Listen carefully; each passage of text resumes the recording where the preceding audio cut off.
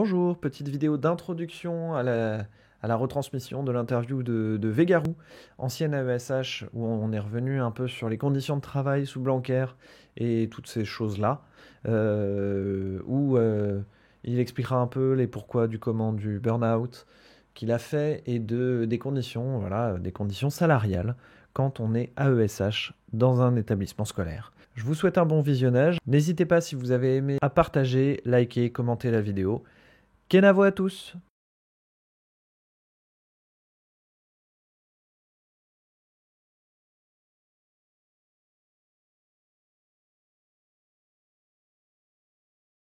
Et il y avait une manifestation et une grève nationale en soutien aux AESH et par les AESH. Donc moi, je ne suis qu'un simple AED. Pour ceux qui ne connaissent pas les sigles, AED, c'est assistant d'éducation, je ne sais plus quoi ce que c'est le D. C'est ce qu'on appelle les pions dans le langage courant. Et donc les pions sont théoriquement des assistants d'éducation. Bref, le sujet ce soir, ça n'est pas les AED, bien qu'à mon avis, on va sûrement en reparler un peu, parce que les AED travaillent énormément avec les AESH. Là, on va parler un peu des AESH, plus connus sous le nom de AVS, dans le langage courant. AVS, c'est simplement les enfants les adultes qui accompagnent des enfants. Adultes qui, les 3/4 du temps, sont des femmes.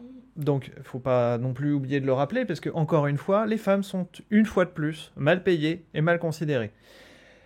En tout cas, pour en parler ce soir, j'ai le plaisir de recevoir Végarou, qui a été très réactif aujourd'hui, puisque ce matin, il était aux médias, invité hier soir par Quamo à la hâte. Et donc, je vais tout de suite vous le présenter. Vous devriez pouvoir l'entendre sous peu. Attendez, je mets juste son son. On t'entend normalement. Je vais donc tenter un pamplemousse. Tout à fait, ok. Ça marche, a priori. Voilà, faut des fois balancer des trucs comme ça. Voilà. Je terminerai avec un mot de la fin, pomme de terre. Mais Tout- on va commencer avec pamplemousse. Ok, très bien. Donc pamplemousse, et souvenez-vous, pour la fin, il y aura pomme de terre. Hop, alors moi je ne te vois plus. Je te vois. Donc je regarde un peu. Je regarde un peu ce que vous dites. T'as peur qu'il te dégoûte du métier. Non, c'est pas le métier qui est dégoûtant, c'est le cadre. Il est probable qu'il te dégoûte du cadre. Oui, Donc, le métier est génial. c'est ça. Donc, alors on va faire une petite présentation de qui tu es avant d'entamer tout ça. Pourquoi tu parles, toi, en tant que ancienne AESH? Pourquoi est-ce que tu es ancienne AESH? Et du coup, ça questionne un peu ta légitimité dans le cas présent. Tu vois, il va falloir qu'on explique pourquoi toi tu en parles aujourd'hui. Et pourquoi Végarou? Parce que Végarou, je le connais un tout petit peu via les réseaux. Et j'ai un peu sauté sur l'occasion puisque Végarou est à l'aise à l'écran, puisque Végarou a lui-même une chaîne YouTube et une chaîne Twitch. Je sais pas si on peut dire que t'en as une, mais Elle est en devenir. ouais, c'est un projet dans un Rien n'a coin. été planté, faudra peut-être attendre le printemps maintenant. D'accord, ok. Donc, c'est effectivement plus facile avec quelqu'un qui est à l'aise avec les médias. Ensuite, donc, Végarou, qui es-tu? Pourquoi toi? Alors, qui suis-je? Pourquoi moi? Comme tu l'as dit, c'est un métier essentiellement féminin, donc c'est pour ça que je suis là ce soir en tant qu'homme. C'est très important.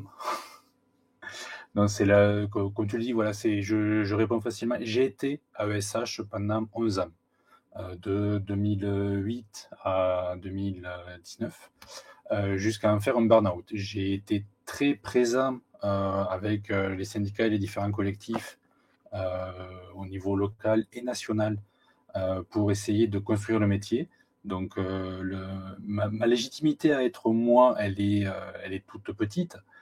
Par contre, la légitimité que je peux apporter, c'est le fait que j'ai une connaissance assez poussée des différents cas de terrain, puisqu'à un moment donné, j'ai été pas le représentant, plutôt le porte-parole du collectif AESH en action, qui est un groupe Facebook qui s'est monté. Et c'est à travers lui, justement, que je me suis retrouvé à la concertation école inclusive, donc à l'automne 2018, la rentrée 2018-2019.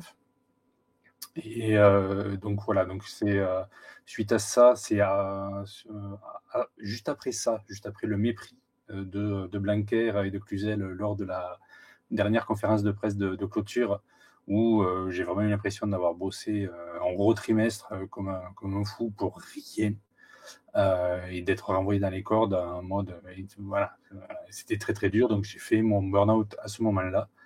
Derrière, j'ai été aussi auditionné, toujours sous la bannière de porte-parole des AESH en action, sur YouTube, sur Facebook, par le député Jumel à l'Assemblée nationale, quand il a fait sa commission d'enquête, et le rapport qu'il en a fait, qu'il a intitulé de mémoire l'école inclusive, c'est décidé, on l'a fait. Voilà. Alors, pour situer un peu, pour que les gens suivent, Sébastien Jumel, député communiste. De Dieppe. Si j'ai pas de bêtises. Oui, il est. Je crois qu'il est de Dieppe, ouais. Il était maire de Dieppe, là. Ouais. Donc voilà, donc c'est une justement de mes introductions, l'introduction que j'avais faite là-bas à l'Assemblée nationale, c'était justement que je n'étais pas présent en tant que moi. Je pouvais évidemment témoigner de mon expérience, de mon propre terrain, de mes 11 ans avec les enfants, mais ce dont je venais parler, c'était surtout de la réalité des 10 000 AESH qui étaient présentes sur le groupe, et avec qui on avait fait un sondage, on avait remonté, on était capable de dire que l'AESH type, c'était une femme quadragénaire, qui a le bac ou bac plus 2, qui a souvent, pas toujours, mais souvent mère célibataire, qui a un mi-temps imposé, à l'époque c'était 60%, donc l'équivalent à 24 heures, on en reparlera après, le petit calcul de comment faire. C'est des détails un petit peu chiants, mais qui sont quand même assez importants de comprendre comment c'est fait, donc on en parlera après. Là, on est dans l'intro. Donc voilà, donc l'AESH, c'est ça, c'est une femme qui se fait exploiter, dont on attend d'elle qu'elle soit une bonne mère avec un gamin en situation de handicap. Alors que non, c'est un métier, il y a des compétences à acquérir pour pouvoir le faire bien, et c'est très compliqué. Ouais. Donc voilà, donc ma légitimité à ça, c'est voilà, je suis réactif et je peux témoigner de ça. Bien que dans l'absolu, ça pourrait être cool à l'occasion de tendre le micro plutôt à elle et eux, les quelques eux qui existent, parce qu'il y en a aussi, hein, un petit peu moins de 10% du pool. Puisque effectivement moi je le suis plus. Par contre, la légitimité que j'ai encore à avoir, c'est que suite à ce burn-out, donc en février 2019, j'en ai fait une conférence gesticulée. Je suis conférencier gesticulant désormais. J'essaye de vivoter de cette activité en plus de mes autres activités créatives, pardon. Et donc je l'ai intitulé On n'est pas des bêtes, une autre histoire de l'école inclusive. Et pendant 2 heures, je raconte justement de ma prise de poste jusqu'à mon burn-out, avec, comme dans n'importe quelle conférence gesticulée, du savoir chaud, mon expérience avec du savoir froid universitaire, des connaissances plus poussées sur l'inclusion, sur le handicap, qu'est-ce qu'il en est, et un petit peu de fun avec des animaux, puisque je parle beaucoup de bébêtes. En fac de bio du temps de jadis, puisqu'à la base je voulais faire prof de bio et j'aime bien raconter des bébêtes. D'accord. Alors je suis en train de chercher, mais peut-être que tu l'auras plus rapidement que moi. Je l'ai, SNUIPP, est-ce qu'elle est bien le format de cette conférence? Oui, c'est la deuxième c'est la captation de la deuxième que j'ai faite. Je suis pas super satisfait de ce truc, mais ça permet de voir. Voilà. Et le SNUIPP, en l'occurrence, j'ai oublié de le dire, c'est le syndicat auquel j'y suis plus, mais je suis toujours avec eux. C'est le syndicat de la fédération FSU qui s'occupe principalement des enseignants du primaire, mais qui a été dans les premiers, avec la CGT à l'époque, à venir vraiment accompagner réellement les AESH, puisque dès le début, moi je me souviens, j'ai débuté en 2008, et dès le début, CGT et le SNUIPP, dans le 31, ont été très présents avec nous, et on avait monté le collectif AVS en colère à l'époque. Très bien. Donc ça permet d'avoir un peu le contexte. Alors excusez-moi parce que tout à l'heure j'ai changé mon mot de passe Twitch et du coup j'ai oublié de reconnecter certains éléments. Donc je ne peux pas communiquer sur mon propre chat pour l'instant. Donc je vous demande 2 petites secondes. Il faut que je fasse les triples vérifications machin là. J'arrive. J'en ai pas pour longtemps. Hop. Faut que je vais combler parce qu'on va raconter d'autres choses. Donc, qu'est-ce qu'on peut dire sur les AESH? Eh ben, Il y a des quel questions est... dans le chat. Si, moi j'en ai... c'est bon, j'ai rattrapé. Est-ce que tu peux décrire un peu ce que c'est comme métier concrètement? Qu'est-ce que c'est le quotidien d'un AESH en dehors des conditions salariales? Autant que possible, tu vois, juste pour comprendre quelle est la fonction d'un AESH sur le papier. Eh bien, je vais m'appuyer sur la façon que j'explique dans la conférence que j'avais de me présenter à la classe en début d'année. Donc, imaginons, donc c'est alors, un AESH, ça peut être de la maternelle jusqu'à Bac+2. C'est un enfant, un élève qui a une situation de handicap et qui se trouve avoir comme moyen de compensation la possibilité d'avoir donc un adulte à côté de lui pour pouvoir compenser ce qu'il y a à compenser. Ça dépend vraiment il faut s'adapter à l'individu, à son handicap et à ce qu'il accepte qu'on fasse pour lui aussi.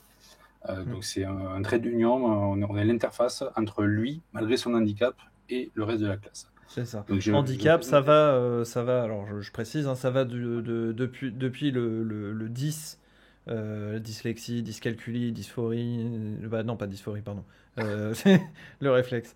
Non, pas la dysphorie, ça c'est encore autre chose. C'est pas un handicap, excusez-moi. Euh, Dyspraxie, voilà, je cherchais le terme. Ça va de ce genre de handicap relativement léger à des handicaps plus lourds ou des handicaps qui n'en sont pas forcément, mais l'autisme, des choses comme ça. Enfin, c'est des élèves qui ont besoin d'aide pour survivre dans le système scolaire tel qu'il est. Et tu fais bien de préciser que sur l'autisme, ça n'est pas forcément un, mais ça en devient un par rapport à ce qu'il y a autour. Là, on fait bien la distinction entre handicap et situation de handicap. L'autisme n'est pas forcément fondamentalement un handicap, loin de là, c'est juste une différence. Mais dans une société telle qu'il est fait, pour qu'il rentre en relation avec les autres, il se retrouve en situation de handicap. De la même manière que, pareil, dans la conche, je le dis, quand Gandalf, il est dans la comté, il va voir son ami Bilbo, quand il est dans le cul-de-sac, trou de sac, je sais plus comment c'est quoi le truc, dans la maison des hobbits, malgré qu'il soit un des personnages les plus puissants de la Terre du Milieu, et bien dans cette situation-là, dans ce contexte, il est en situation de handicap. Il se cogne sur les poutres, il est voûté, il n'en peut plus, il est en situation de handicap. De la même manière, comme Frodo, il se retrouve en Terre du Mordor, il est en situation de handicap. L'écosystème dans lequel il évolue à ce moment-là n'est pas fait pour lui. Quelle que soit sa différence, il est en situation de handicap parce que tout n'est pas fait pour lui autour. Donc voilà, il faudrait que chacun, on amène notre regard sur ça. Il y a des personnes qui ont un handicap dans l'ancienne façon de penser, dans l'ancien terme du truc, mais ils ont surtout une différence. À partir du moment où on adapte le milieu, ça c'est le boulot de beaucoup de tout ce qui va être l'ergothérapie, les ergothérapeutes travaillent beaucoup là-dessus, l'adaptation du milieu de travail ou du milieu de vie de la personne, la situation de handicap, elle peut s'effacer petit à petit. La personne, elle va toujours être aveugle, elle va toujours être sourde, elle va toujours avoir une jambe en moins, mais elle peut évoluer dans l'ensemble de son système sans subir le poids du handicap. Donc elle n'est plus en situation de handicap. C'est ça, le handicap est un contexte. Et ce qu'on appelle en situation de handicap, c'est vraiment dû au contexte, et ça n'est pas un individu. Alors il y a une question déjà, mais du coup je vais utiliser cette question pour parler un peu de comment ça se passait avant Blanquer. Parce qu'on va pas se mentir, c'était pas la joie non plus. Non. C'était pas la joie. Et ensuite Non. On parlera de à quel point c'est encore moins la joie depuis. Voilà. Donc avant Blanquer, comment c'était organisé? Qui vous embauche déjà? Est-ce que c'est l'éducation nationale? Est-ce que c'est le département? Est-ce que c'est la région? Est-ce que voilà, qui vous embauche? Quel type de contrat? Est-ce que vous avez le droit de prolonger ou est-ce que vous êtes comme les surveillants, c'est-à-dire 6 ans et c'est tout? Parce que si vous faites 6 ans et un jour, vous êtes en CDI, etc. Donc on va reparler un peu de tout ça justement. Et Euh, et voilà. Donc, comment c'était avant? Je vais faire la distinction entre le avant et le après 2014, en l'occurrence. Donc, pas Bien Macron. que certaines choses qui... Non, non, non, C'est c'était Hollande. déjà la Macronie de Hollande.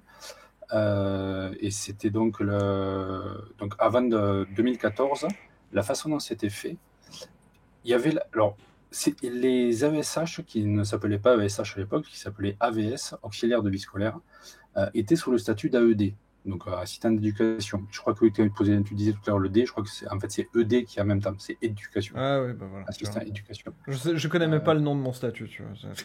Il me semble que c'est ça, mais s'il faut que je me trompe. Non, mais peut-être bien, Moi, je l'ai peut-être toujours bien. comme ça. Ça semble Donc, logique. on était sous le même statut juridique, donc en tant qu'AVS. Par contre, une des façons d'entrer dans le métier, c'était aussi de passer par Pôle emploi avec les contrats aidés. Donc il y a eu plein de noms différents. Je me souviens plus. Enfin, les dernières dates, c'était les CAE. Je ne sais même plus ce que ça veut dire non plus, on s'en fout. Les contrats aidés de Pôle emploi. Et c'était des conditions Pôle emploi. En l'occurrence, moi, quand j'ai débuté, j'ai été recruté sur ces conditions-là. J'étais hébergé, à ce moment-là, j'avais pas d'appartement. J'étais hébergé chez une amie sur Toulouse, dans le quartier de Bellefontaine, pour ceux qui connaissent ça. Et il se trouve que ce quartier, dans les conditions de Pôle emploi, était aidé. Et donc, si tu étais chômeur dans ce quartier, je ne le savais pas, mais c'est un coup de bol, tu avais le droit, tu étais de fait, tu pouvais avoir accès à ces emplois-là. Donc j'ai postulé comme ça, je suis rentré comme ça, alors que clairement, voilà, tous les chômeurs de ce quartier-là ne sont pas forcément adaptés à se retrouver en cité avec des gamins en situation de handicap. Sans cracher sur la soupe ou sans cracher sur les personnes, c'est juste. Non, non, ça demande une Métier compliqué. capacité d'écoute. Enfin, c'est compliqué comme métier. Voilà. Et du coup, quand tu étais sous ces contrats-là, c'était des contrats qui étaient l'équivalent mi-temps. Tu étais en gros à 50%, tu faisais de mémoire une vingtaine d'heures. Donc un vrai mi-temps. Un vrai mi-temps, un mi-temps de droit privé. Donc oui. Ouais. C'est le droit privé qui régissait ces contrats-là. On vous expliquera tout à l'heure pourquoi est-ce que je dis un vrai mi-temps, parce que c'est compliqué justement. Je t'en prie. Donc on faisait 20 heures, donc qui étaient coupées en demi-journée. Donc on faisait en général 6 demi-journées. Ça dépendait comment c'était calculé, mais en gros, on était vraiment calculé sur des demi-journées pour faire le taf. Et c'était réparti sur l'année. Et on était payé le mi-temps du truc sur une année complète. Ce genre de contrat-là, tu pouvais le renouveler une fois, c'est des contrats annuels, et donc tu pouvais le faire en tout 2 ans. À la suite de ces 2 ans, en général, on passait sur une autre enveloppe, c'est les rectorats qui étaient embauchés. Alors, les rectorats ou certains lycées employeurs, parce que là aussi, en tout cas dans le 31, ça aussi, ça a changé, ça. Ça s'est généralisé. Il y a toujours des lycées employeurs. Ça dépend qui a l'enveloppe, qui dans le rectorat a décidé de. Voilà, on attribue des rôles de gestion à certains lycées qui ne verront jamais le personnel, mais qui, pour des raisons comptables, se retrouvent à avoir un pool d'heures à répartir.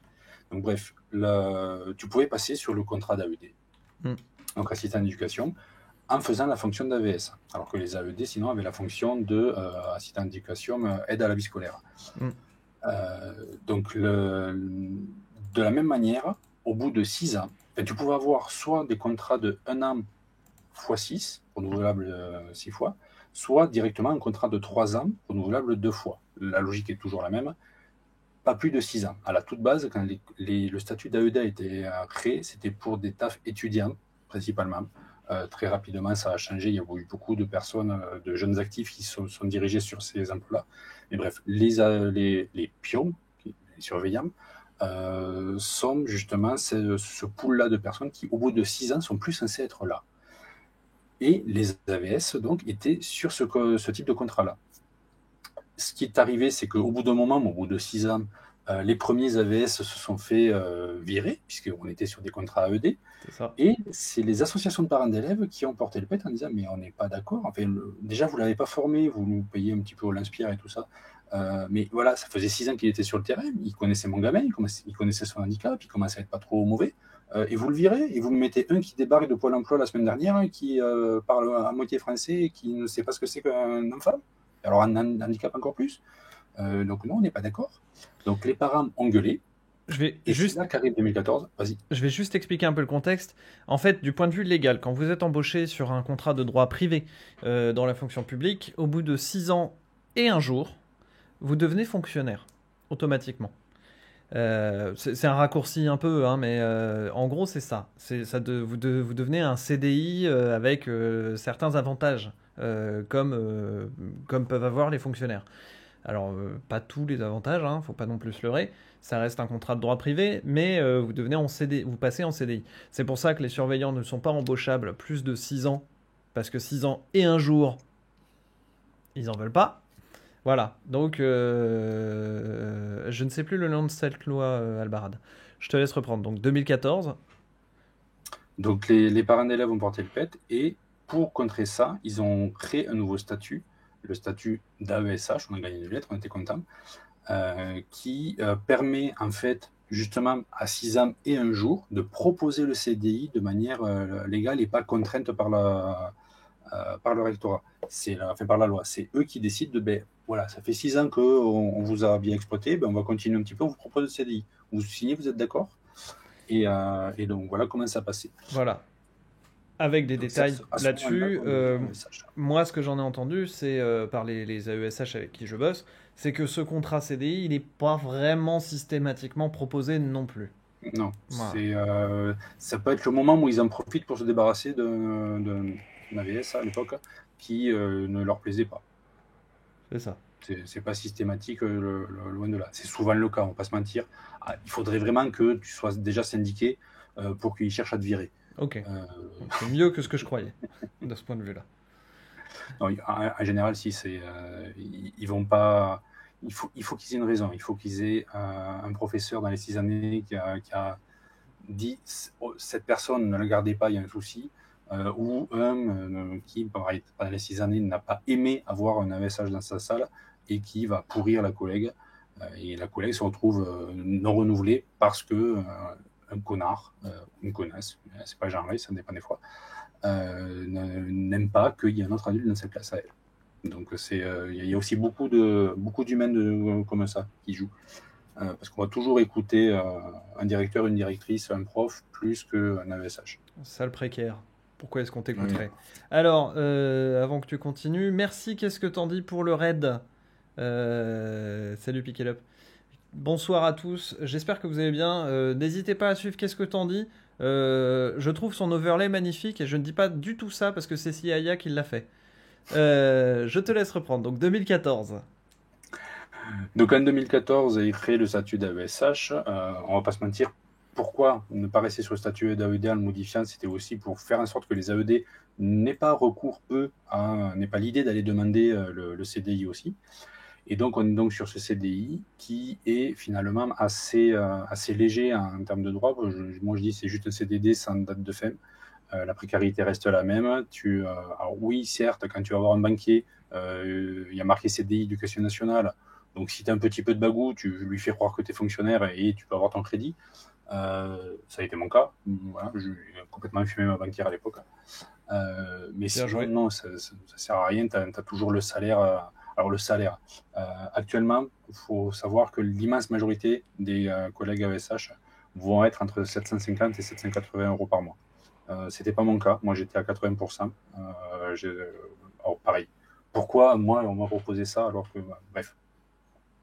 J'étais un privilégié, j'étais un bourgeois des AESH. J'étais, moi, à donc 80%, et je faisais 992 euros par mois pour 32 heures considérées et, de mon point de vue, pour 41-42 heures de taf semaine. Ouais, c'est ça, parce que bon, comme pour les profs, il y a les heures en présentiel et les heures pas comptées. Et puis justement, on va revenir. Là, à ce moment-là, vous êtes sur un 80%, 32 heures, on est un peu au-delà. Est-ce qu'on est déjà sur les questions des horaires à temps plein 41 heures ou pas? C'est cette façon-là de compter, ouais. C'est déjà cette façon-là de compter. Ouais.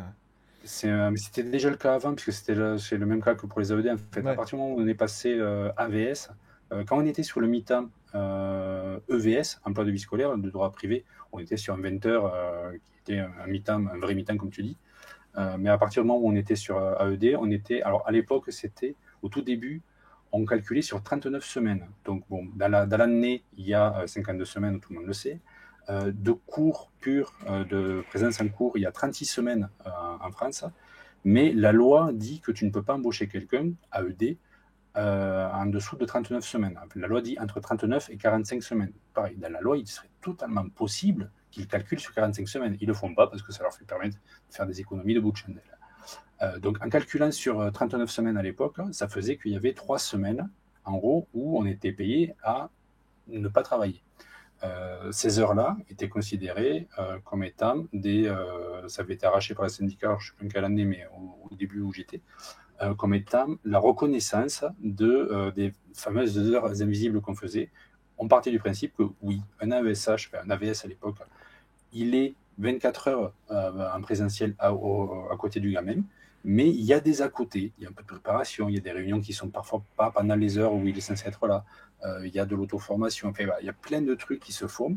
Tu gères tes mails du boulot quand tu es à la maison, c'est du boulot aussi, tu es au boulot en fait à ce moment-là. Tu es présent sur l'établissement alors que tu n'as pas le gamin, mais tu es présent sur ton lieu de travail, donc tu es au boulot, tu fais d'autres trucs, mais tu es au boulot. Donc tout ça, il considérait que c'était le pool des 3 semaines que ça permettait de couvrir ça. Donc ça, c'est en 2014, on l'avait conservé. Chose qui a changé avec Blanquer après, justement, on dira après ça. Donc on reste sur ces heures-là. Donc en gros, pour 24 heures de temps, à l'époque, on était sur, donc on est en 2014, avec l'inflation et tout ça, de mémoire 650 euros, je crois, 680, enfin 100 euros de moins que maintenant, qui ont été rattrapés parce qu'il y a eu d'autres façons de calculer les heures et l'inflation surtout. Donc voilà, juste après 2014, comment ça se faisait. Donc des emplois qui restent quand même extrêmement précaires, qui étaient imposés aussi. Même quand tu fais ton CDI, tu n'as pas le choix. Tu ne dis pas je voudrais faire tant d'heures. Oui. On te dit on vous propose 24 heures, on vous propose à le moment 60%, on vous propose un 80% dans mon cas. Il y a des 70, il y avait des 64,72, il y avait des 80,2. Chaque rectorat faisait sa sauce pour faire son calcul de son côté, sa petite tambouille, pour répondre à ses besoins estimés par lui sur un tableau Excel au rectorat et pas sur le terrain. Oui, parce que estimé selon ses besoins, hein, entre guillemets, justement. Parce qu'il y a tout un... Il y a tout un bins sur comment calculer, sur qui a besoin d'un AVS, AESH, enfin, qui a besoin d'aide ou pas. Je peux vous assurer que chez Vauquier, par exemple, il y a une proportion moins grande de besoins, apparemment. Hein, la population, apparemment, a moins besoin, d'après la région, par exemple. Hein. Justement, d'ailleurs, qui embauche ? Là, à ce moment-là, c'est le rectorat. Le rectorat ou, par délégation, un lycée employeur de la CIRCO.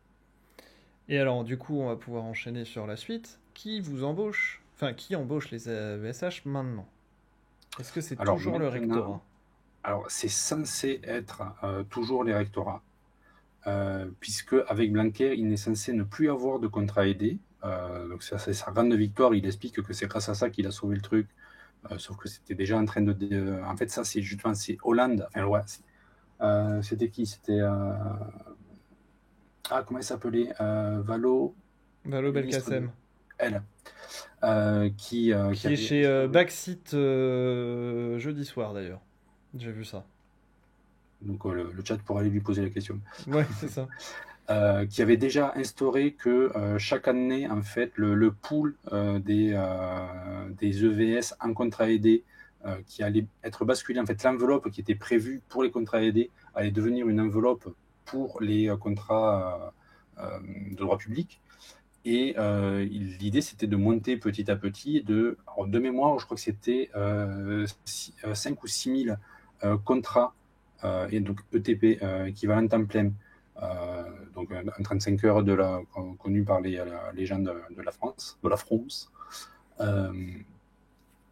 Donc cette enveloppe budgétaire pour 6 000 emplois par an qui devait basculer de toute façon pour venir faire en sorte que petit à petit, les EVS disparaissent ça, pour devenir des AVS et des AESH.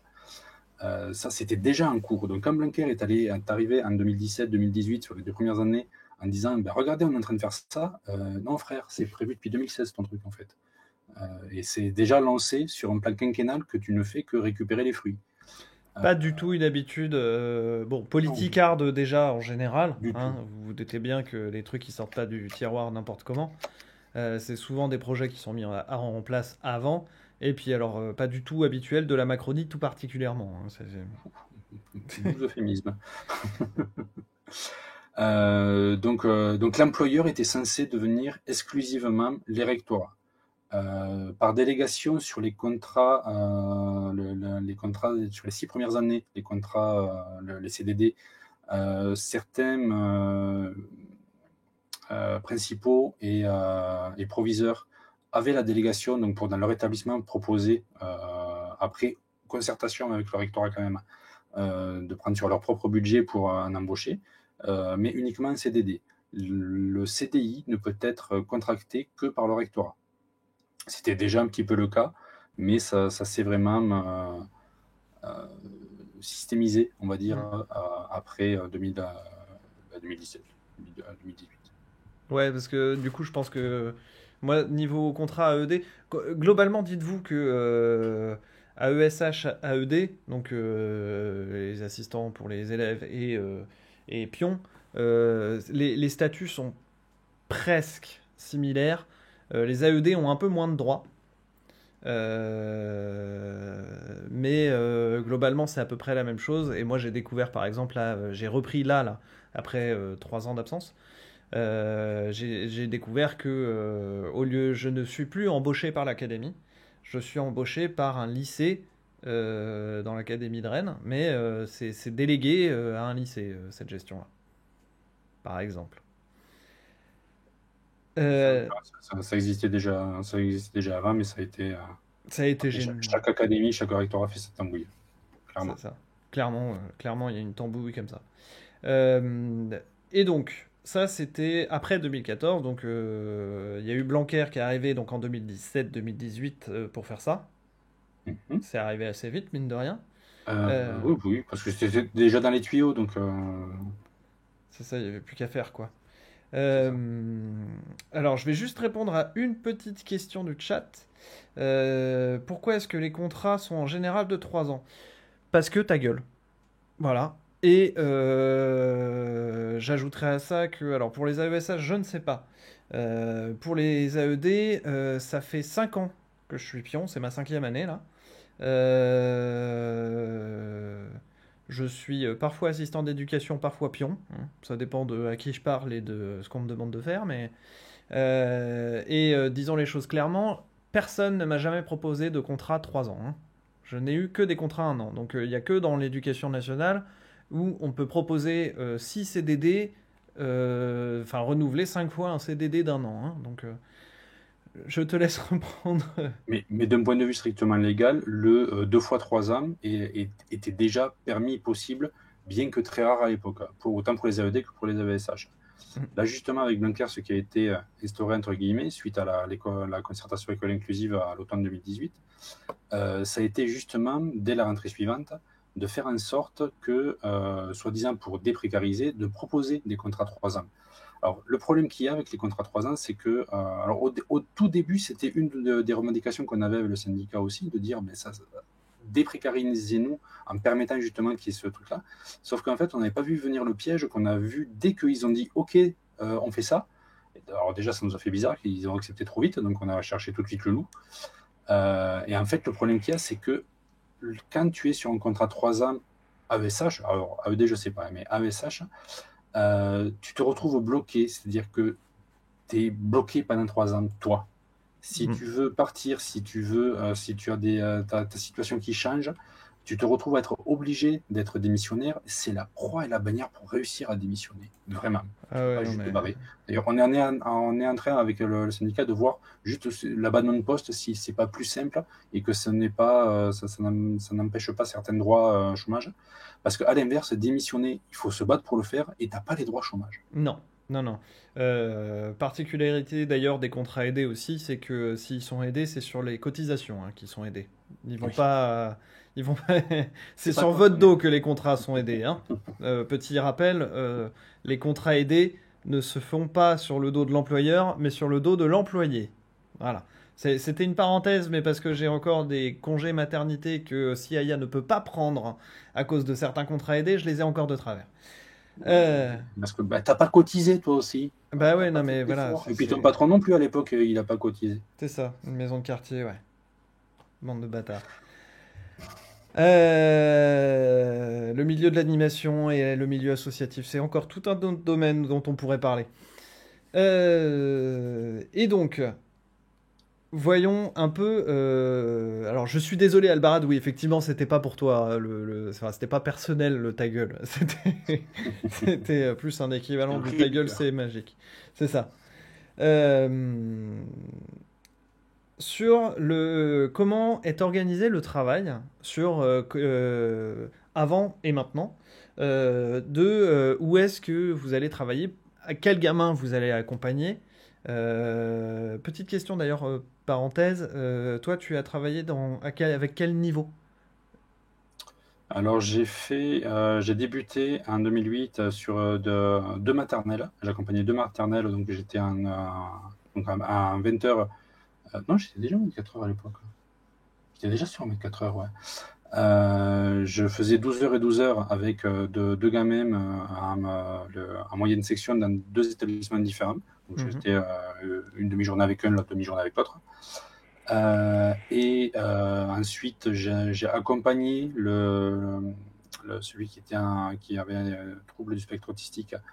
À ma connaissance, j'étais le premier du département à accompagner plusieurs années de suite un même gamin, parce que ça aussi, à l'époque, il était hors de question que tu accompagnes un gamin plusieurs années de suite, parce que tu comprends, il s'attache, et puis surtout, le VS, il va s'attacher aussi, et puis après, il va merder le prof parce qu'il devient un parent de substitution, et puis les parents à l'école, c'est un petit peu chiant. Oui, voilà, Surtout c'est quand ça. c'est des gens, ils font bisounours, et puis au bout d'un moment, voilà. Oui, j'ai vu des collègues qui n'étaient pas du tout professionnels, mais au bout d'un moment, ne pars pas du principe que les professionnels que tu embauches ne vont pas être professionnels. Sinon, c'est qu'il y a un souci encore ailleurs. Totalement. Euh, donc, je l'ai accompagné jusqu'au primaire.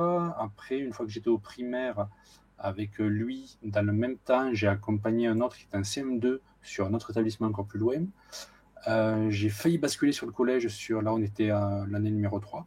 J'ai failli basculer sur le collège, mais ça s'est pas fait, je ne sais plus pourquoi. Enfin, bref, j'étais sur plusieurs établissements primaires.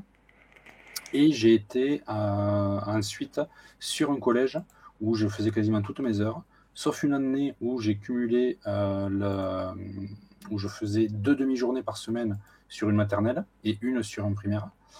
Euh, et voilà, et le plus haut que j'ai été, c'est j'ai accompagné un élève de la 6e à la 3e jusqu'à son brevet. J'ai pas été en lycée, j'ai pas été en prépa, donc, mais j'ai beaucoup de collègues qui l'ont fait. Et c'est quelque chose qui ne me refroidit plus parce que j'ai le niveau, pour faire simple. Et Hmm. encore, c'est même pas une question de ça. Non, non, c'est pas. Et aujourd'hui, comment est-ce que c'est organisé? Où est-ce que vous allez? Parce que là, il y a un gros sujet notamment. Alors, Euh, depuis cette rentrée, mais c'était dans les tuyaux depuis la rentrée 2019, il existe ce qu'on appelle les PIAL, pôles inclusifs d'accompagnement localisé. C'est une façon, un regroupement d'établissements géré par un gestionnaire, en général un principal ou un proviseur qui va avoir cette charge-là en plus, qu'il va déléguer à un coordonnateur, un prof qui a envie de le faire ou un larben divers et variés euh, prêt à faire le petit chef. hmm. Et c'est donc souvent un regroupement interdoré, primaire-collège ou collège-lycée, primaire-collège-lycée. Ça peut être des regroupements comme ça. Euh, et en fait, tu vas être non plus affecté à un gamin. Avant, tu accompagnais un enfant. Hmm. Il était marqué dans ta fiche de poste au début que tu accompagnais tel enfant, tel enfant, tel enfant, tant d'heures, tant d'heures, tant d'heures, ou tant d'heures, et répartissez les heures en concertation avec l'équipe sur ces deux-là. Mais tu es affecté à un gamin. Là maintenant, depuis cette rentrée, ça a été généralisé. Alors je le sais d'autant plus que j'ai été moi sur un PIAL expérimental la première année. On aura peut-être l'occasion de raconter l'anecdote par rapport à ça. C'était assez croustillant aussi sur la façon dont le rectorat voyait le pôle expérimental.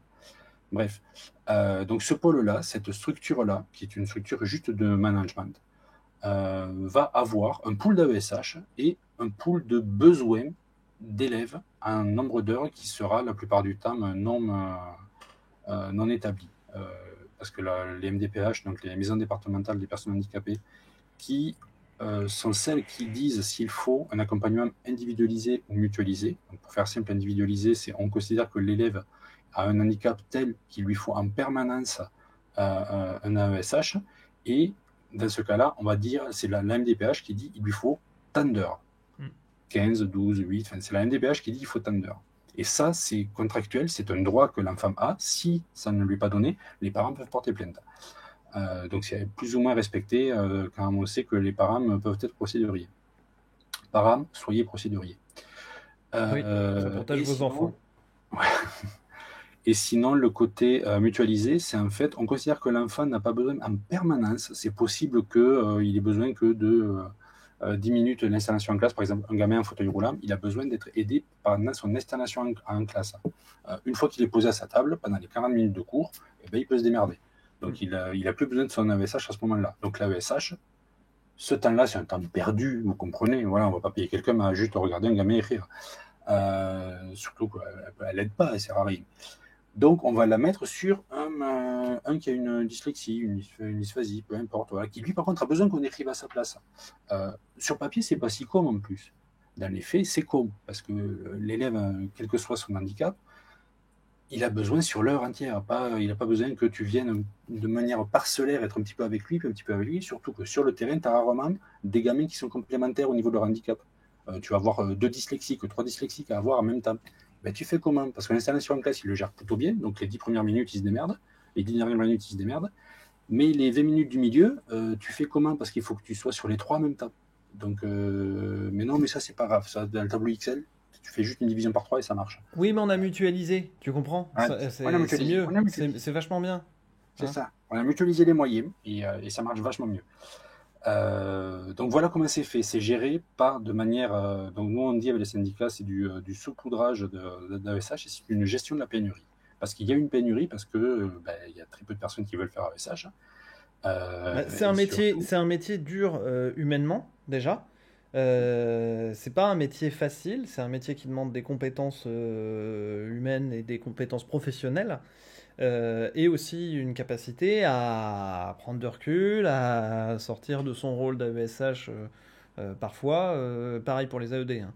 Et où on n'est pas accompagné et des conditions de travail ultra précaires. C'est-à-dire, c'est comme dans la restauration, ils se plaignent qu'ils ont du mal à embaucher, mais ils augmentent pas les salaires, ils améliorent pas les conditions de travail. Donc bon, forcément, ils ont toujours du mal à embaucher. Donc, gestion de la pénurie. Voilà. Et saupoudrage des moyens, ce n'est que ça. Ce qui fait qu'au final, alors une situation ubuesque qui existait déjà avant le PIAL. En fait, en l'occurrence, l'anecdote, c'était déjà avant le PIAL, mais c'est quelque chose qui s'est généralisé. On avait une collègue sur un collège à Toulouse qui accompagnait un élève le lundi après-midi de 15 à 16 en anglais. C'était donc en 4e, je crois. Et qui ne revoyait cet élève, qui n'était accompagné que par elle, le lundi suivant, de 15 à 16, en anglais, pour le revoir que la semaine d'après, le lundi, de 15 à 16, en anglais. Donc ce gamin, dans les chiffres du rectorat, il était accompagné sur le terrain 1 heure par semaine. Même pas sur la totalité de la matière. Elle connaissait pas ce gamin, mais objectivement, elle était là, elle était posée, elle faisait pot de fleurs à côté du gamin. Parce que tu peux rien faire d'autre quand tu es avec un gamin que 1 heure. Et ce gamin n'est accompagné que par elle. Ça existait avant le PIAL et c'était quelque chose qu'on avait dénoncé en disant « Oh, il y a un souci ». Ils nous ont entendus et du coup ils ont dit pour que ce soit pas un souci, on va faire en sorte que ce soit la norme. C'est plus rigolo comme ça. Du coup, il n'y a plus de problème si c'est pareil pour tout le monde. Oui, non mais voilà. Il y a l'égalité, hein. Ah il y a l'égalité, tous dans la même merde. C'est les revendications d'égalité. Tous la tête au même niveau de la merde. C'est ça. Attends, je regarde un peu. Typique du management moderne, oui, tout à fait. C'est du néo-management complet. Hein. C'est dénoncé depuis très longtemps par les syndicats qui ont dit attention, ça arrive à l'école publique, c'est arrivé à l'hôpital public, ça arrive à l'école. Oui, et clairement, le grand service public de l'école inclusive, vanté par Blanquer et Cluzel, tu rajoutes grain devant un truc et tu t'en fous de sa taille, mais au moins pour la conférence de presse, ça fait bien. Fait la privatisation et le néo-management encore plus facilement dans l'école publique. C'est un des moments forts de la conf où j'explique le parallèle avec le truc. Le handicap aujourd'hui, à l'école publique, par Blanquer et Cluzel, est utilisé par eux pour tuer le service public d'éducation. Bah, dans la même... Tu vas pas être contre l'inclusion des petits-enfants quand même. Mais non, ça se fait pas. Ben voilà. Tout comme on va pas être contre la liberté pour les chefs d'établissement d'éventuellement sélectionner leurs professeurs ou... Contre la liberté, en fait. Non, mais voilà, c'est ça. On peut pas être contre la liberté. Tout comme, pour revenir sur le temps de travail des AED ou des AESH, sachez qu'un temps complet, par le biais des calculs 36 semaines, 39 semaines, oui, mais vous avez le même temps de vacances que les profs, etc. Du coup, vous devez compenser les heures, et on se retrouve à faire des services vacances à la con qui servent à rien, et à faire des heures un peu à droite à gauche, c'est-à-dire qu'on finit par faire 4 heures de plus par semaine quand on est à mi-temps. Sachez qu'un temps complet pour surveillant, pour AESH, tu vas me dire si c'est ça ou pas, c'est 41 heures. Voilà. Donc, personnellement, à mi-temps, je suis déjà le moral et l'énergie dans les chaussettes. J'ai déjà plus rien juste avec un mi-temps. J'ai déjà pratiqué le 3/4 temps. Donc c'est 28... Non, c'est 32 heures, 28 si on est étudiant. Oui, parce qu'il y a un truc comme ça. 32 heures, déjà, c'est fatigant. Je vais revenir aussi sur un truc où tu disais, déjà les AED, c'était censé être un emploi étudiant. Oui, parce que faudrait pas que ce soit des personnes compétentes qui accompagnent les enfants. Hein. Quitte à autant prendre des précaires, mais des plus grands. Voilà, on prend des élèves précaires, plus âgés certes, mais voilà, on place des gens précaires non formés, qui sont en pleine étude, qui potentiellement vont rater leurs études à cause de ça, plutôt que de leur fournir une allocation étudiant. Hein. Et on les met en poste à ce genre de poste. Ce qui s'est passé, c'est que dans les établissements, hausse du chômage, et du coup, ils ont vu des gens de plus en plus compétents, en fait, arriver à ces postes-là. Moi, j'ai travaillé, quand j'étais surveillant, j'ai travaillé avec un éducateur spécialisé qui sortait d'école d'EduxP et qui s'est retrouvé surveillant en collège. Donc, c'est quand même un gros abus, ces 3 ans d'études, c'est Bac plus 3. Enfin, on est quand même sur quelqu'un de... Du coup, c'était assez agréable de travailler avec lui. Hein. C'était un bon collègue. Mais tu m'étonnes, il était bien formé et par contre, il n'était pas du tout payé à la hauteur de ses études. Donc il y a aussi des luttes au sein des services vie scolaire de ce type-là. Voilà, c'était juste la parenthèse, les conditions de travail des précaires de l'éducation. Et puis ne parlons pas des primes. Hein. Alors les AESH, je ne sais pas si vous les touchez.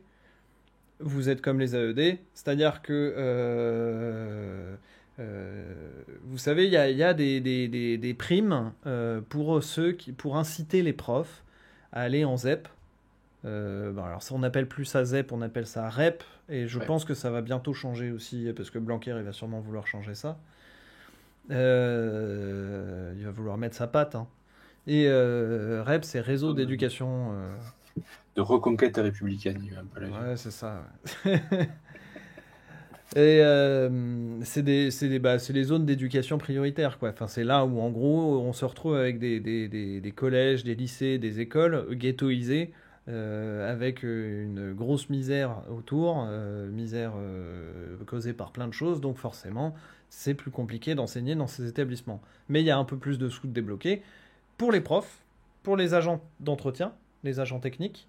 Mais les surveillants, la vie scolaire ne touchent rien. Et du coup, les AESH, tu viens de me le confirmer, ne touchent rien non plus. Donc ceux qui sont en contact direct avec les élèves et qui gèrent tous les aspects qui ne sont pas purement la classe ou la gestion des bâtiments, on ne touche rien. C'est-à-dire que les bagarres dans les couloirs, apparemment, on n'est pas censé... on n'a pas cette incitation à venir. Pourquoi ils ne le font pas? Parce qu'ils savent qu'il n'y en a pas besoin pour trouver des personnes pour postuler. Tout simplement. Non, non, Pickelop, t'inquiète pas, je ne vais pas remettre en question le système capitaliste. Faudrait pas exagérer. Hein. Soyons pas fous. Moi, je peux le faire. S'il y a besoin de... voilà, je suis dispo.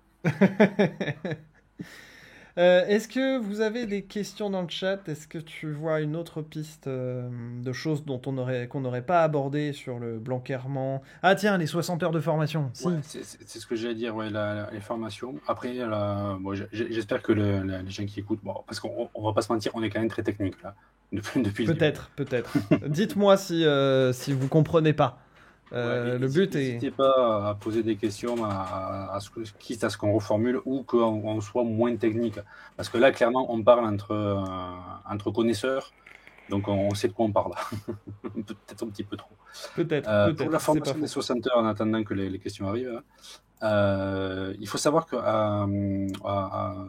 j'ai débuté donc en 2008, j'ai eu une formation la deuxième année. Parce que, donc avant la prise de poste, 2 ans après, une soixantaine d'heures, une formation d'adaptation à l'emploi qui était en gros un sommaire des différents handicaps qu'on pourrait rencontrer, une tentative sur une demi-journée de formation premier secours. J'ai appris qu'ils ne le faisaient plus après, ils ont bien fait parce que, parenthèse, je suis formateur premier secours et je suis secouriste bénévole. Donc je savais déjà que quand la demi-journée qu'ils nous ont faite, tout était faux. C'est pas que c'était juste obsolète, c'était faux. Carrément. Les techniques qui nous étaient enseignées étaient fausses et dangereuses. Ah carrément, d'accord. On n'était pas sur un premier secours obsolète comme moi je peux avoir dans mon... Non, ok. Parce que obsolète, ça marche quand même un peu. C'est juste que statistiquement, ça marche à moins que que les dernières. Ouais. Mais faire un massage cardiaque comme dans les années 80, aujourd'hui, un vrai formateur ou un vrai secouriste, il va faire mais en vrai, tu sauves des gens quand même avec. Juste moins que si tu le fais correctement. Par contre, les gestes, j'en parlerai pas parce que je veux surtout pas laisser. Un formateur ne dit jamais ce qu'il ne faut pas faire. Donc je ne vous dirai pas ce qu'on nous a dit qu'il fallait pas faire. Mais clairement, je m'arrachais les cheveux ce jour-là. J'ai fait, mais qu'est-ce que vous nous racontez là? C'est faux. C'est dangereux. Arrêtez.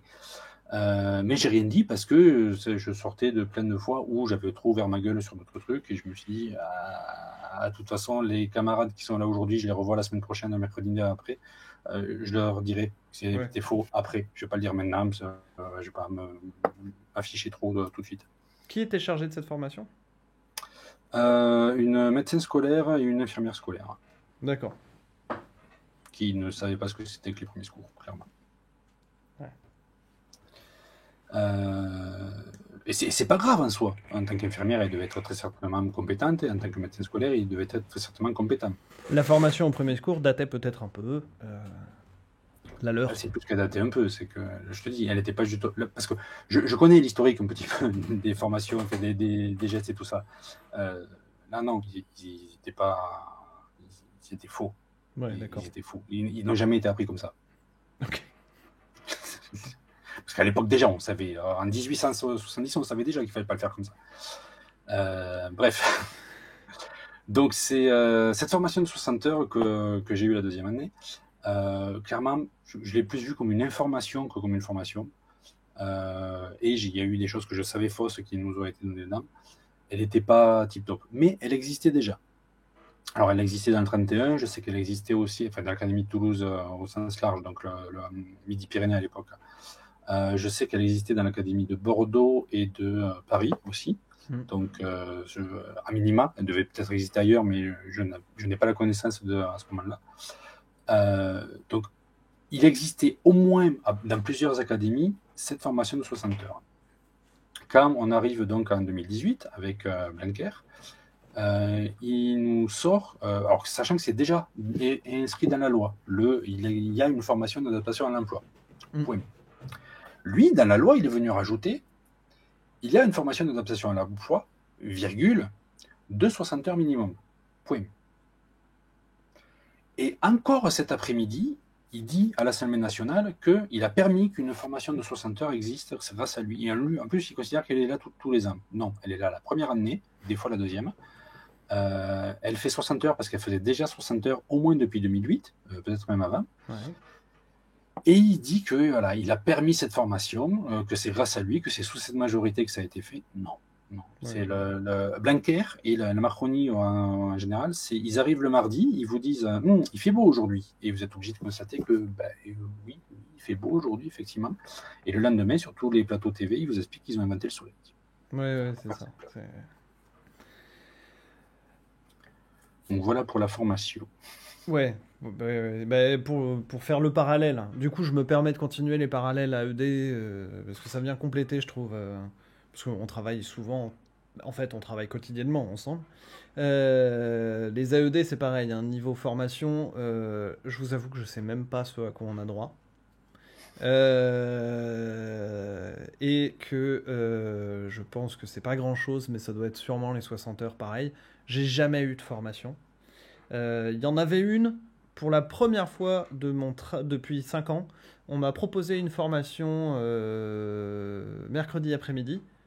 Donc, évidemment, sur des heures où d'habitude. Enfin, voilà, faudrait pas. Enfin, voilà, c'est moi le mercredi après-midi, j'ai autre chose à foutre, en fait. Et bizarrement, ma vie est organisée autrement.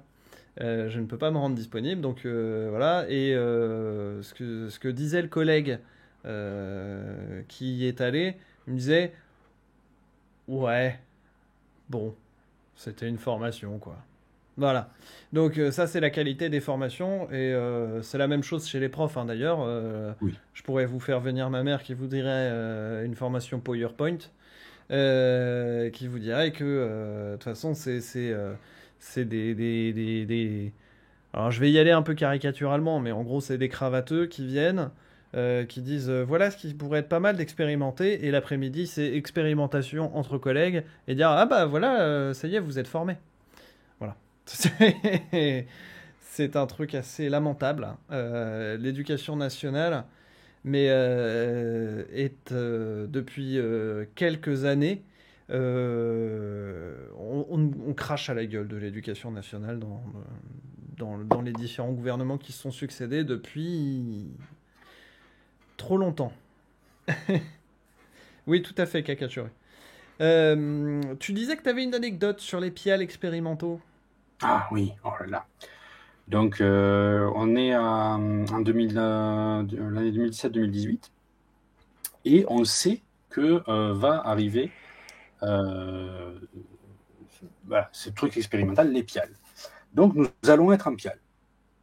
Et il se trouve que je m'entends assez bien avec le principal qui toujours été grande gueule, mais grande gueule que j'essaye de faire de manière pertinente. Donc, quand je fais chier quelqu'un, je fais en sorte de lui apporter une solution quand même.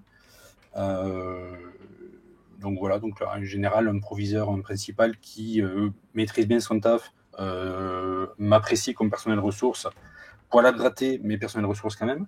Donc du coup, il sait que je peux faire des trucs, il me propose de faire partie de l'équipe. Alors à côté, sur mon temps de taf, on n'a jamais vraiment su.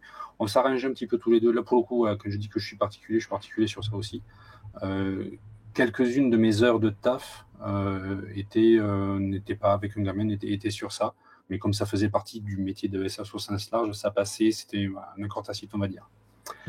Donc je me retrouve à faire partie de l'équipe de direction de la construction du brouillon de ce que sera l'année d'après le pial local. Tu as collaboré? Oui. Oui, mais c'était sur papier, c'était bien. Et puis la meilleure façon de faire en sorte que ça se passe bien, c'est encore de participer. Ouais. Voilà, d'être dedans et de dire non, ça c'est une connerie, on le fera pas. Si, on va le faire. Ah ben je me désolidarise alors. Mais j'étais là, je vous l'ai dit. Tu peux pas arriver après coup et que ça serait bien qu'on me fasse mais c'est trop tard, la réunion c'est la semaine dernière. Oui, voilà. Ben non, là j'y étais à la réunion, donc j'ai pu gueuler dès le début. Et donc on essaie de monter un truc, on fait valoir justement ce côté formation. Alors pareil, sur le papier aujourd'hui, là je sors l'anecdote pour dire sur les pials en général, les pials sont censés être organisateurs de formation pour les ESH, sur le papier, et pour les conférences de presse. Dans les faits, il y en a 2-3 qui le font pour faire une illustration pour la conférence de presse, mais sur le terrain, les pials ne font pas ça. Mais c'est censé être le cas. Bref, nous on essaie de mettre ça en place dès le début, en disant ça serait bien que le pial, l'établissement, pour en plus, on est en rétablissement. La trentaine d'AESH qu'on a sur le collège, les 5 sur le groupe scolaire, les primaires qui sont là, les 2 de là-bas, les 3 de la mater, puisqu'on va être en pial ensemble, on va faire en sorte d'acheter une bibliothèque, et de créer une bibliothèque de livres ressources de formation pour que les AESH, quand elles ont du temps libre, parce que le gamin est en permanence ou tout ça, mais sur son temps de travail, il viennent s'auto-former en lisant le bouquin qui aura été sélectionné par le groupe. Donc on essaie de mettre ça en place. Vous êtes un gros pôle quand même. Hein. Là, ouais, on était parti pour être un très gros pôle. Et donc le côté formation, le côté réunion en plénière tous ensemble où on se retrouve pour faire de l'échange de pratiques, enfin, on essaie de construire un truc gros quand même. En gros, on nous dit, ben voilà, feuille blanche, qu'est-ce que serait un bon pial d'après vous? Et ben, on va expérimenter, on va proposer, on n'est pas des graveteurs, on est des gens de terrain, donc on a des choses à proposer. On est sur quelque chose de totalement brouillon, c'est pas fait. Là, on est en train de créer le cadre pour l'année suivante. On est donc sur l'année 2018 et je suis aussi en même temps sur la concertation école inclusive et je suis en train, avec tout ce taf-là, à commencer petit à petit à être sur mon épuisement professionnel et arrive février où je suis sur mon burn-out. On avait quand même terminé au niveau du local ce taf-là et c'était prévu pour la rentrée donc 2019. Pendant que je suis donc en arrêt maladie, c'est pas bien, il faut pas travailler quand on est en arrêt maladie. Mais le médecin m'avait dit qu'il fallait que je sorte, donc je suis sorti. Les parents d'élèves du collège me demandent, eux ils gueulent sur autre chose, et il se trouve que une des parents d'élèves est une amie, et elle me demande, voilà, on va être convoqué en audience tel jour au rectorat, je sais que tu es en arrêt maladie, mais est-ce que ça te dérangerait de nous filer 2-3 conseils? Et moi, au culot, je fais, mais vous avez le droit à faire venir un expert avec vous, donc si vous voulez que je vienne, je viens. Alors que je sais très bien que mon employeur sait que je suis censé être en arrêt maladie, donc il est censé me dire, mais qu'est-ce que vous foutez là? C'est le médecin qui me dit de sortir. Tu me rappelles le genre politiquement. Je suis très con des fois, on va pas se mentir. J'étais à l'Assemblée nationale avec Jumel, j'étais aussi en arrêt maladie. Clairement, il pourrait me dire, mais vous avez travaillé? Non, j'ai pas travaillé, j'ai témoigné. Pas pareil. Donc je suis présent lors de cette audience avec les parents, et le rectorat essaye d'enfumer les parents qui, eux, réclamaient un taux d'encadrement un nombre d'heures prof pour qu'il y ait une classe de 5e qui ouvre, pour permettre justement de répartir les gamins sur une autre classe. Et eux, ils sont là juste pour ça. Eux, ils sont là pour l'encadrement. Et le rectorat leur explique dans son milieu, oui, mais vous comprenez. Alors attends, est-ce que tu peux expliquer? Parce que moi, j'ai compris ce que tu viens d'expliquer, mais à mon avis, quelqu'un qui connaît pas notre milieu comprend pas ce que tu viens d'expliquer. Sur l'histoire du taux d'encadrement, etc. Chaque année, les établissements vont avoir un nombre d'heures de profs à répartir dans les profs. Et en gros, tu as 28 heures, où on va payer 28 heures de profs qui servent pour la classe de 5e B. Si tu veux ouvrir une classe de 5e C, il te faut 28 heures par semaine en plus. Et là, tu peux distribuer les heures aux profs que tu as déjà là qui vont faire ces heures-là, ou recruter des nouveaux profs, enfin faire venir de nouveaux profs, si tu ne les recrutes pas directement, pour répartir. Ce qui permet qu'une classe qui arrive à un certain nombre, quand tu arrives à 27, 28, 29, on commence à dire, oula, on commence à avoir beaucoup d'élèves, enfin, en théorie. Et dès qu'on arrive à, normalement, si je ne dis pas de conneries, je crois que c'est 29, enfin, ça dépend des académies, ça aussi. Tu es censé, au 30e, ouvrir une nouvelle classe et répartir 5e A et 5e B, tu as du coup 60 gamins en tout, et tu les répartis sur ta classe. Donc tu fais 20, 20, 20. Voilà, ça, c'est le taux Théoriquement. Théoriquement, voilà. Dans les faits, c'est pas ça. Dans les faits, on te dit, on n'a pas les budgets, donc serrez-vous un petit peu. Et tu te retrouves avec des classes de manière illégale à 32, 33 gamins dans la classe. Donc c'était le cas, là, sur la classe de 5e. Donc il y avait 7 classes de 5e, et les parents bataillaient pour l'ouverture d'une 8e classe de 5e pour répartir les gamins sur une nouvelle classe. Pour faire tomber le taux d'encadrement à 26, à la place des 32 dans deux classes. Et le rectorat, qui lui, c'est du budget qu'il va y mettre, donc il va se dire non, il t'explique que par contre, à l'inverse, ce qu'ils mettent en place, et ils sont très contents de le dire, c'est qu'il y a déjà un PIAL qui est en place, et des heures d'AESH vont être données dans ce PIAL, donc il va y avoir. Les parents, ils s'en foutent. Ils enfument complètement le truc en vendant autre chose que les parents ne sont pas venus voir. Sauf que la façon dont ils le présentent, je m'aperçois qu'en fait, ils sont en train de parler au présent de ce que nous, on est en train de faire au futur. Mieux, Ok. il me sort que dans le département, il y a 5 pials expérimentaux, déjà en exercice. Je les connais, les 5, puisqu'on a discuté avec les camarades sur les autres établissements et aucun n'était en exercice, tous étaient à l'état de brouillon comme nous. Et il explique que c'est une réussite et que la rentrée prochaine, ça va être généralisé et que le collège en profitera. Et donc, moi, je fais, alors, est-ce que vous pouvez me citer les 5, s'il vous plaît? Alors là, il commence à bégayer. Je vais dire, on ne va pas citer les 5, on va en citer un parmi les 5, celui du collège, voilà, je donne le nom de ma ville, celui de telle école. Oui, tout à fait. Et vous avez de bons retours sur lui, il est efficace. Ah oui, on a de très bons retours dessus, il est efficace, il est pertinent, on a de très bons résultats. Et là, comment vous faites pour avoir des résultats positifs? Alors je suis très content de savoir, parce que je fais partie de l'équipe qui l'a mis en place, donc je suis très content de savoir que c'est positif. Mais comment vous faites pour avoir des résultats positifs alors qu'on le met en place dans 6 mois, dans le futur? Le mec, je pense qu'il a dû devoir venir. Il s'est dit, bah, je vais le faire au culot. Il en a seulement entendu parler. Et enfin, ouais. C'est possible parce qu'il me connaissait d'avant. Il avait déjà essayé de m'infumer sur des trucs. Je connaissais au tout début, avec lui au rectorat, je connaissais pas la loi, donc ils nous avaient réussi à nous infumer une paire de fois. On avait compris le concept, donc avec une camarade, on s'était un petit peu penché, sans être juriste, sur les lois. On est arrivé en mode, on connaît la loi mieux que toi, frère. Donc on était capable de citer les textes de loi en leur montrant, non, vous avez tort. À un moment donné, pendant une paire d'audiences, ils sont venus avec le juriste du rectorat, qui était contraint et forcé de reconnaître que non, ils connaissent, ils ont droit, c'est vrai. Et à tel point que j'ai appris que sur une des dernières, il était prévu qu'il soit là, et quand il a su que c'était la collègue et moi qui étaient présents en audience pour le syndicat, le juriste a fait « Ah ben non, je viens pas, c'est pas la peine, dites-leur oui, ils ont raison. » Voilà, c'est pas la peine de batailler avec eux. Voilà. On ne pourra pas leur mentir. Donc c'est pas possible qu'il ait tenté le truc au culot aussi. Je suis pas sûr, parce que je pense vraiment qu'en fait il s'attendait, il déroulait Ouais, il avait une fiche, de langage qu'il avait prévu, et il n'avait pas prévu d'être mis à mal par le fait que non, en fait je sais que tu dis de la merde et je vais le dire aux parents devant tous. Voilà. Ouais. Donc ça l'a bien mis mal, et bizarrement l'année qui a suivi, ils ont trouvé les heures pour apaiser les parents, pour les repiquer l'année d'après. Oui, voilà. Mais au moins pendant une année, ils ont éteint le feu de broussaille comme il faut à chaque fois. Ils les habillent Paul, Porby et Jacques. Et Pierre, et Marie, et 2-3 autres aussi. Ouais, non, mais tout ça poil. Tout ça poil, sauf Paul.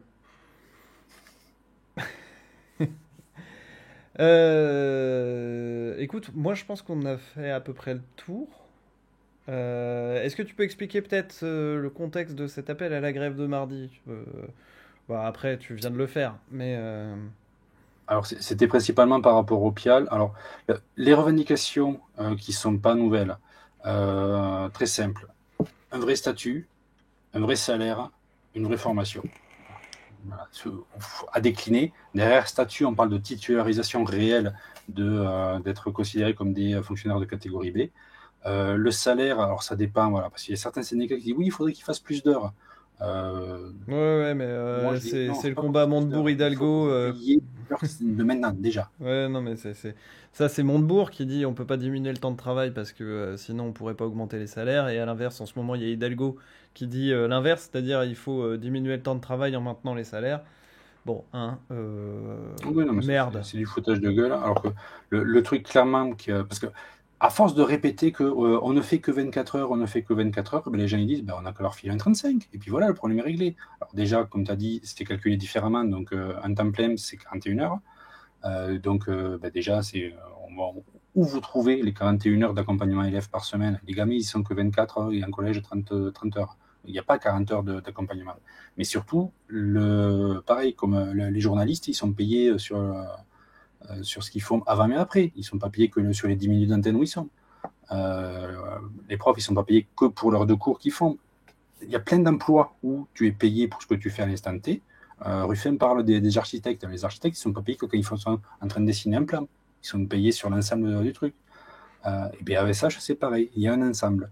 Aujourd'hui, moi, j'estime que... Alors, 24 heures, non, mais si on basculait sur un temps d'accompagnement réel ou de présence sur établissement à 27 ou 28 heures, on serait sur le temps de travail effectif à fournir pour que le métier soit bien fait à ce moment-là sur un temps plein. Donc pour moi, il faut juste rajouter 2-3 heures, passer à l'équipe. En fait, c'est un 70%, la façon de calculer, mais le 30% qui reste, considérer que de toute façon, les heures, elles sont faites.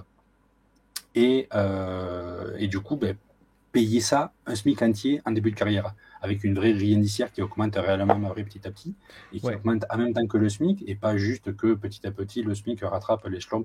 Pareil, il y a une nouvelle grille indiciaire qui a été pondue en septembre. L'échelon 1 est déjà sous le SMIC avec l'augmentation en octobre. Donc elle est illégale. Au bout de même pas un mois, elle est déjà obsolète. Donc je fais juste une petite incise. Vous voyez à quel point on en est pour ce qui est des salariés de l'éducation nationale, les précaires de l'éducation nationale. On en est à dire non mais juste, s'il vous plaît, donnez-nous juste un SMIC. Voilà. Un vrai. Un vrai. Non mais voilà, on en est là. On en est là dans l'éducation nationale quand on est salarié de droit privé.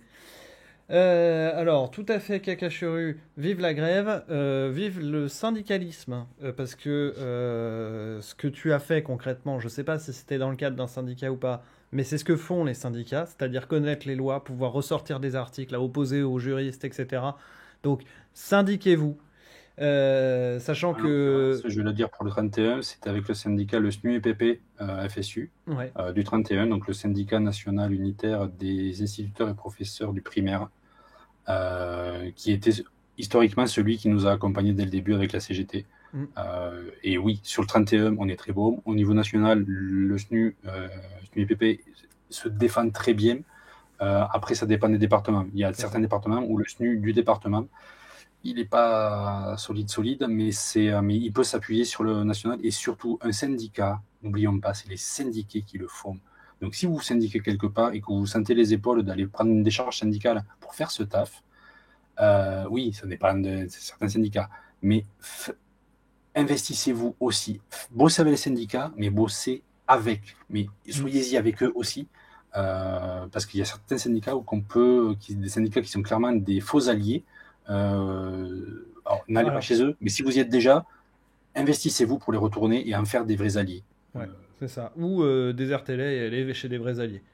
C'est parce que je comprends que la charge puisse être grosse, mais minimum, syndiquez-vous. Oui. Et puis d'ailleurs, on peut... De combat. Ouais, alors je vais quand même préciser, on a reçu ici Tiziri Kandi, alors je ne sais pas si tu avais suivi ça, Seb, mais Tiziri Kandi qui était une des femmes qui accompagnait les femmes de chambre de l'Ibis Batignolles. Vous savez, la grande bataille victorieuse au final pour les femmes des hôtels Ibis. Elles ont lutté, franchement, waouh! Voilà, c'est tout. J'ai pas d'autres mots parce qu'elles ont été incroyables. L'interview est disponible sur la chaîne YouTube si vous voulez. Elle nous expliquait que même les syndicats de combat, des fois, il y a des trucs à changer dedans. Hein. Oui. La filière, alors je sais plus le nom, mais c'était CGT Restauration Hôtellerie de Luxe, un truc comme ça. Qui est tombé il y a pas longtemps, hein, et qui est tombé il y a pas longtemps pour des histoires de corruption et d'intimidation. Alors, je reviens sur le chat. Et si les revendications sont écoutées par le gouvernement, que les conditions de travail deviennent acceptables, est-ce que tu voudrais reprendre ton taf d'AESH ? Alors, je ne peux pas le faire pour une raison très simple, c'est que quand j'ai fait mon burn-out, alors déjà, quand j'ai fait mon burn-out, je l'explique dans la conférence, je l'explique ailleurs, je considère que j'ai failli être extrêmement dangereux pour l'enfant, mortellement dangereux. Donc, si moi je suis parti en burn-out et en arrêt maladie, c'était pour me protéger moi et le protéger lui aussi, parce que j'estime que j'ai failli le manger, littéralement. Et suite à ça, quand j'ai pris la décision de démissionner, j'ai démissionné en décembre 2019 avec un statut particulier, puisque les ruptures conventionnelles, de toute façon, ça aurait été le même cas. Alors attends, est-ce que tu peux redire, parce que ça a coupé, parce que les ruptures conventionnelles, donc Et après, on ne sait pas. sont arrivés juste après. Donc c'est pas mon cas. Moi, en fait, le statut sur lequel j'ai géré mon départ de l'éducation nationale, en fait, je les ai forcés à me licencier pour que je crée mon entreprise derrière. C'est un statut particulier qui les oblige à me donner une certaine somme, certaines indemnités que je n'ai pas réussi à obtenir à 100%. D'ailleurs, je n'ai eu quasiment que 70% des indemnités auxquelles j'avais droit. Mais à un moment donné, le syndicat, pareil, a dit non, mais prends ce qu'il te donne et voilà, tu risques de perdre tout. Ben non, j'ai un mail qui dit qu'il me donne au moins 70. Donc, si vraiment, moi, je suis prêt à batailler jusqu'au bout, tribunal administratif s'il le faut et tout. Mais on m'a dit non, mais prends l'argent et barre-toi. Et puis, parce que des fois, ça nous arrange aussi, parce que ça nous fout la merde le combat que tu es en train de mener. Donc, c'est pour ça que je rejoins ce que tu disais aussi. La problématique, c'est que je ne peux plus re-rentrer dans la fonction publique d'État. Si je le fais, je suis obligé de rembourser les sommes que j'ai perçues. Et je n'ai pas 7000 balles à leur filer. Surtout que j'ai dû batailler pour les avoir en temps et en heure aussi. Même après, ils m'ont fait chier pendant 1 an et demi. Même après avoir démissionné pour faire encore valoir les droits au rabais que j'avais eu, j'ai dû batailler pendant un an et demi. Et donc, je ne vais pas leur rendre. Et surtout, je considère qu'aujourd'hui, je ne veux plus me retrouver, quand même le métier deviendrait bien. Moi, ce que je voudrais faire maintenant, c'est ce que j'ai fait aussi en tant que secouriste, c'est être formateur. Moi, mon objectif, là, avec la conférence gesticulée, donc comme on disait au début, on n'est pas des bêtes, une autre histoire de l'école inclusive, l'idée, c'est de mettre en lumière la chose, et avec son atelier, c'est faire de l'éducation populaire et faire de l'éducation professionnelle aussi, pour les camarades SH qui sont encore aujourd'hui en poste. Mon objectif, c'est de réussir, la Covid m'a un petit peu freiné par rapport à ça, mais ça va repartir sans doute, c'est de créer un centre de formation à destination des AESH en tant que privé, parce que voilà, je vais collaborer pour leur faire même le verre dans le fruit, en passant par le CPF. Parce que l'avantage, c'est que, alors ça va être compliqué pour moi de réussir à me faire reconnaître comme formateur CPF, mais en gros, alors, CPF, congé personnel de formation, c'est le décompte de ce que vous avez le droit. D'ailleurs, en parlant de ça, on ne cotise pas pareil quand on travaille pour le public que pour le privé. Et j'ai fait récemment la transformation de mes heures CPF en contrat en droit privé. J'avais le droit à un truc genre 120 heures. Non, 60 heures. Je crois que j'étais à 60 heures. J'avais le droit à 60 ou 80 heures en public, en formation publique. Je les ai convertis en droit à la formation privée. J'ai le droit à 3 heures. Un truc comme ça. C'est l'équivalent, ça revient à 3 heures en fait. Oui, parce qu'il ne le calcule plus en heure, mais il le calcule en euros qui rebascule en heure, une connerie. C'est ça, c'est un taux de conversion très très très très défavorable. Oui, complètement. Et donc moi, l'objectif, c'est par ce biais-là, de faire en sorte que les collègues fassent valoir leur droit à la formation, que ça leur coûte 0. Parce que pareil, il y a des formations, tu vas en payer la moitié avec ton CPF et tu vas quand même sortir de ta poche le reste. Sachant que le pognon qui va être sorti, en fait, quand tu prends ce droit à la formation, c'est ton employeur qui le paye d'une manière ou d'une autre. Si ça n'est pas utilisé, le pognon, il le regarde, il se le remet dans la poche à la fin. Donc l'idée, c'est de prendre ce pognon-là et de facturer à 100% du droit que les collègues ont, de telle manière que ça leur coûte 0 et le faire pendant le temps de congé scolaire, qui est un temps de pause pédagogique dans lequel on ne peut pas lui demander de travailler à l'ESH, mais qu'il est quand même au travail, et de faire en sorte qu'il dire voilà, je vais faire une formation pour le métier et faire en sorte que.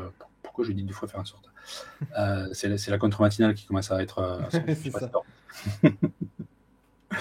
Donc de faire en sorte que ça leur coûte rien et que on ne puisse pas leur dire tu ne peux pas la faire.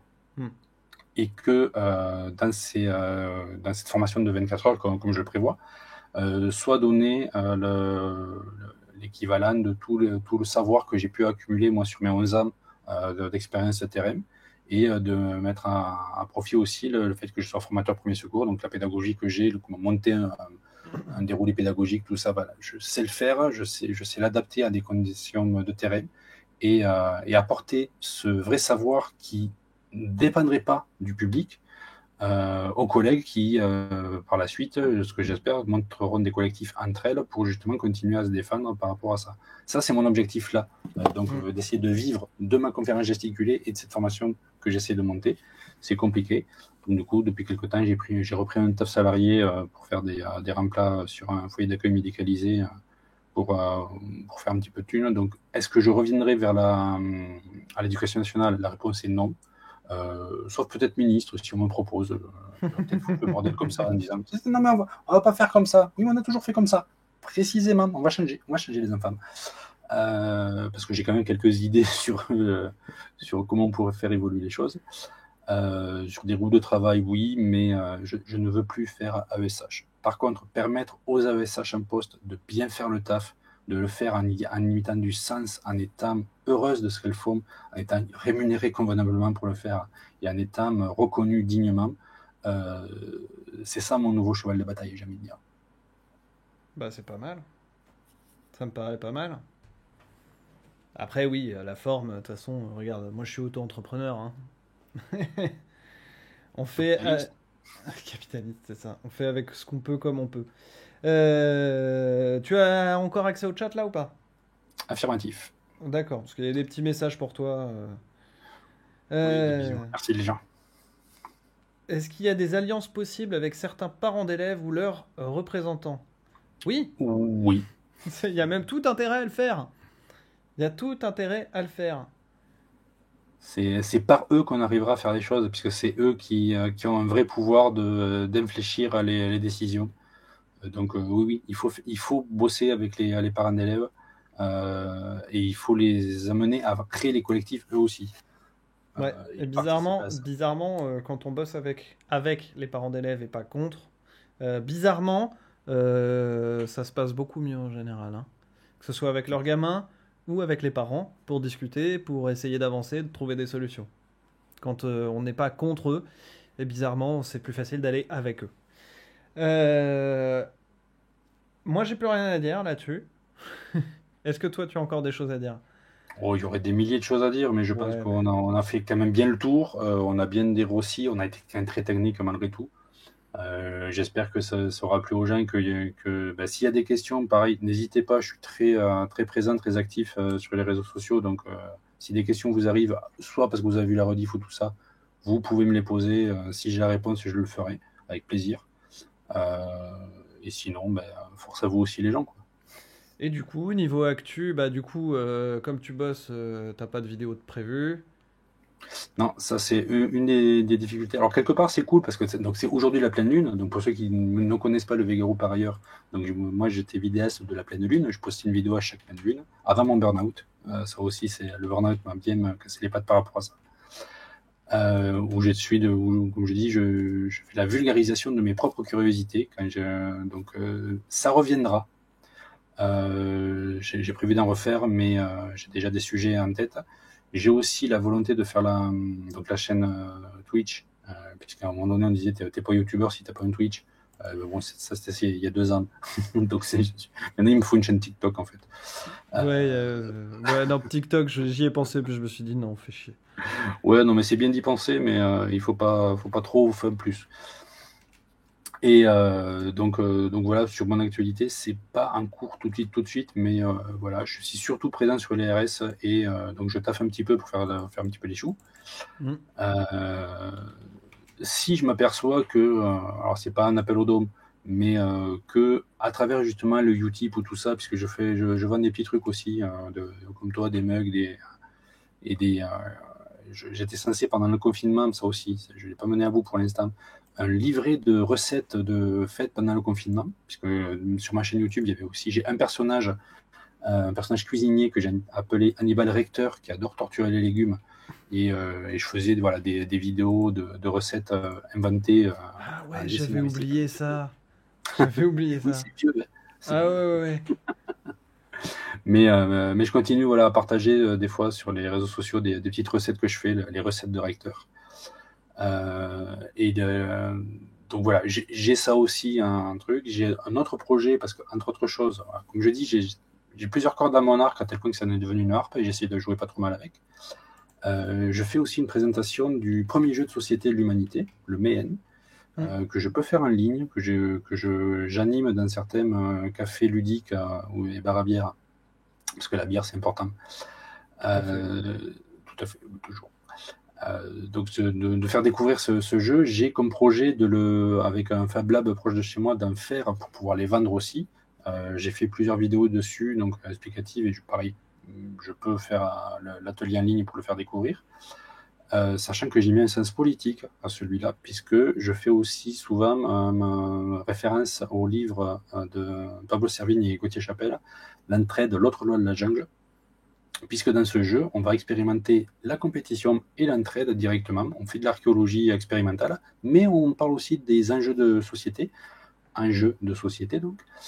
Et l'idée, c'est d'essayer de vivoter avec ça. Si je m'aperçois que j'arrive à générer un demi-SMIC avec ces activités de vente et d'animation, et bien, je serai très certainement disponible pour faire d'autres vidéos un petit peu plus. Donc, mais c'est pas un appel aux dons, c'est juste une information que, comme beaucoup de créateurs sur le net, et ben, au bout d'un moment, il faut quand même manger des patates. Présent. Hein. Et tout à fait, qu'est-ce que t'en dis? Encore quelqu'un qui dort pas. On est nombreux dans les créateurs en ligne à avoir un taux de sommeil assez bas. Oui.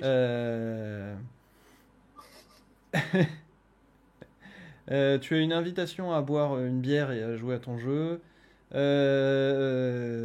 fait, pourquoi pas. Ouais. Montauban, c'est pas loin de chez moi, donc on peut s'organiser ça. Et puis en plus, reviendez sur les RS, AMP, tout ça, on s'organise ça. Je vous ai mis tous les liens au-dessus. Puis en plus, Koshko, vous retrouverez entre copains de barbe. Si Aya te dit... Enfin voilà, tu le vois. Donc je vais le dire à l'oral parce que voilà. Oui, on pourra peut-être faire un petit truc. Oui.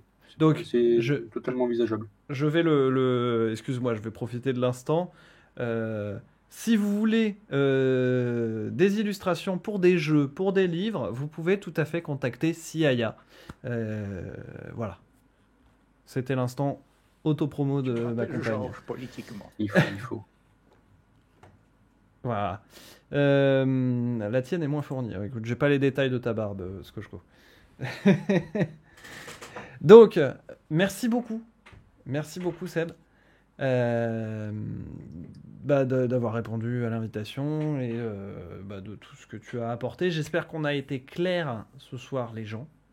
J'espère. Est-ce que tu as un dernier mot? Tuberosum. Ça veut dire quoi? C'est le nom scientifique de la patate. D'accord, très bien. Comme ça, on est raccord. On avait dit qu'on terminait avec patate. C'est parfait. Merci beaucoup. Ciao, je te laisse raccrocher. Oui. Salut.